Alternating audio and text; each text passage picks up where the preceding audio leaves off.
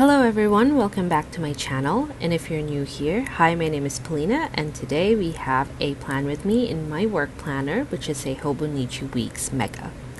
I'm starting off by showing you my new pencil pouch or pen pouch, and these are the materials that we will be using for today.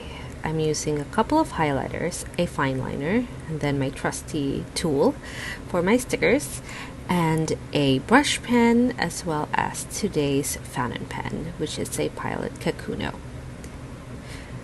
I'm also going to be going through page anatomies for the weekly pages and the bullet journal pages that I will be setting up later. And then also I'm going to talk about how you can work with functional planner layouts and how it can work for you and why I do it. So let's go ahead and get started. So this is my Hobonichi Weeks Mega, and it has been with me for quite a while, and you have seen this for the whole entire year, I believe. And this is my favorite type of Hobonichi, one of my favorites. And I'm going to start with lining the pages so that the different sections are clear and I can see it right away. Which section is for what topic that I want to write in. And here I divided the pages into 4 columns. On the left page I have 2 columns which are equal sizes, and then on the right page I also have 2 columns, but one is narrow and one is wider. I'm also deepening the lines that are already on the planner, and you don't have to do this part. This part is optional, but for today, for the aesthetic that I'm going for, I wanted to do that. So for today's topic, for functional and structured layouts, I am very partial to this because of 3 things: organization, consistency, and strategy. For organization, this will help, or the divisions will help make it easier for you to access information right away, at a glance even. For consistency, it lets you update your planners very quickly and efficiently. And then lastly, this will help you strategize your week because it's very structured and your layouts reflect your life strategy or the action plans towards your goals. And that's why most of my work planning is very structured. And for this week, I have horizontal log and vertical logs. And I think that this has been something that I've been doing for the last couple of weeks or even more. And now we're ready for our sidebar, which is the vertical log. And this one changes quite a bit because this part is where you can really personalize this layout for how you need it.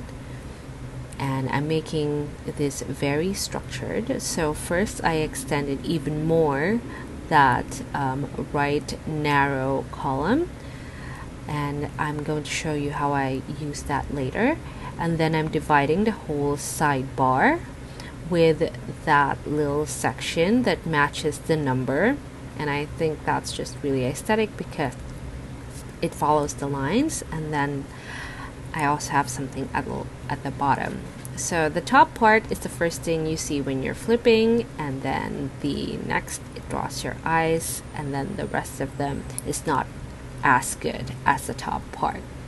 And I'll show you that in a bit.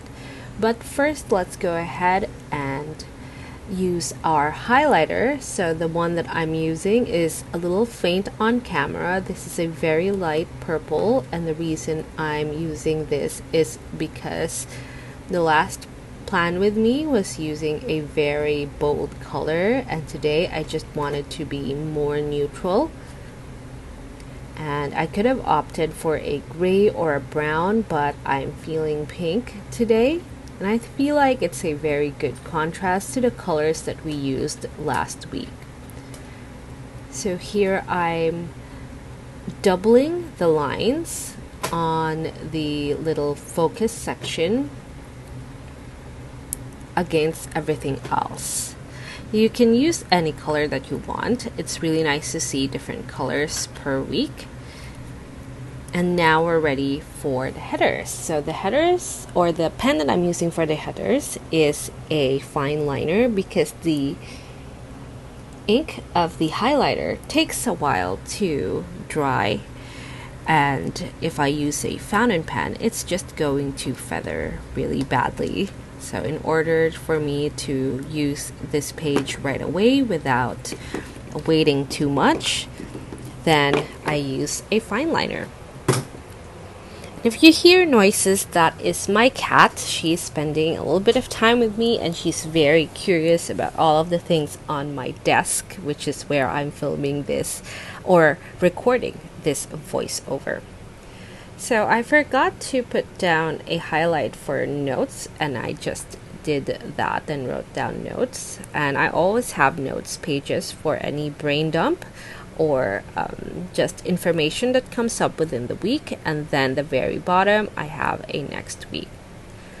So this is the fountain pen that we're using for today, and the reason for this is just because this is the one that has still ink in it.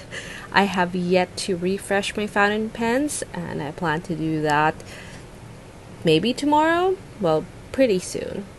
So I'm also using dot stickers as well as the zig clean color dot just to make my bullet points that I can so that I can see them right away. And then it's going to be July soon. Time flies, and I wanted to use my brush pen to just mark when July will start so I can see it right away. I have a couple deadlines before July, so the day before. And then here for this week, I'm using it sort of like a timeline. Before or the last week, I wrote down everything, and I'll show you those pages towards the end of the video, so make sure that you stay for that. And then you can also optionally use the fine liner to make your boxes or circles that you can check off. So now we're ready for page anatomy. So on the left page, I have my main and daily tasks. This is sort of like a log. And then on the right page, I have my overviews as well as info-dump. So the today section has my main tasks, deadlines, and important information, while my tasks has just daily task, admins, etc. And then for the this week section, I have my main project tracker, and then the topics has my projects that I tackled that day. And then for focus, that's the projects I'm working on this week. I have my brain dump section and my future log section. And now we're ready to make our bullet journal pages. I make generally 1 page per week. That is enough for me because this only has my work things, my home things. They are not a part of this planner. They belong to another planner, which is going to be the next video. Right, so at the top part, I have a project area where I will write down my project and then the logs for that week, and then on the side I have my tracker. I used this very similar layout last week and I really enjoyed it, so I'm going to try it once again. It's not perfect yet. It doesn't always get updated, but at least there is a space for it that utilizes this page pretty well. And then I have a little smudgy ink there that I covered up with a dot sticker, and then I'm making my vertical tracker, which is my work tracker. This is very simple and I really like how it looked at the end of the week, especially if you are flipping through the bullet journal pages.